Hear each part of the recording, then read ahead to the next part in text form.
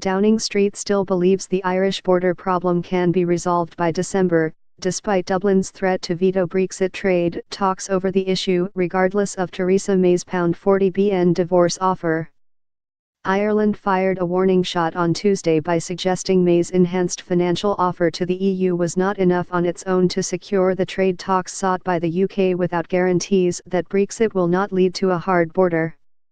But senior UK officials remain confident that Northern Ireland will not prove an insurmountable sticking point at the next EU Council in December.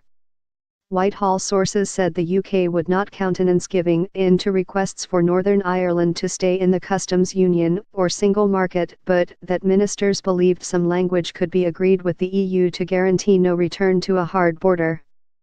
Simon Coveney, the Irish Foreign Minister, said an enhanced financial offer was not enough on its own to secure the UK the trade talks it is seeking. He claimed there was a lot of solidarity among the EU-27 for Ireland's position that Northern Ireland must retain the regulatory framework of the single market and customs union in order to avoid creating a hard border.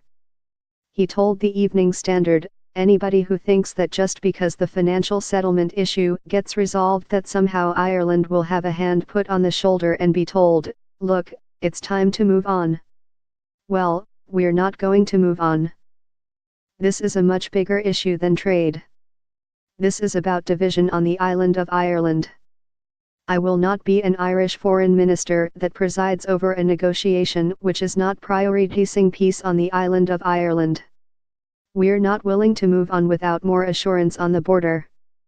Arlene Foster, the leader of Northern Ireland's DUP, warned Ireland's Dáilsiach, Leo Varadkar, to stop the careless threats over Brexit.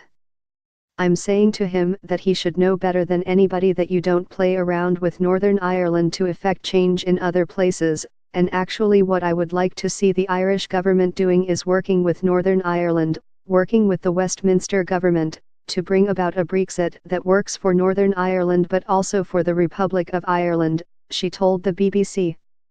Theresa May's spokesman said the Prime Minister had been engaged with the Dáilsiach throughout this process.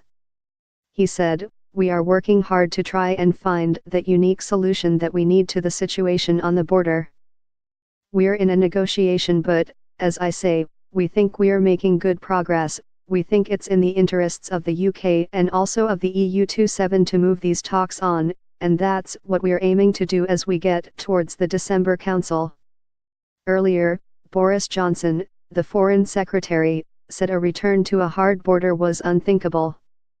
But MPs fighting against a hard Brexit warned that neither side had come up with a solution that could prevent a hard border if the UK insists on leaving the customs union and single market.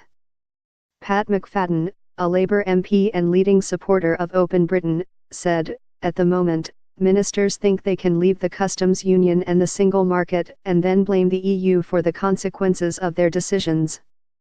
But leaving the single market and customs union were decisions taken by Boris and his fellow Brexiters for ideological reasons, and they were made without a second's thought to the consequences for the Irish border.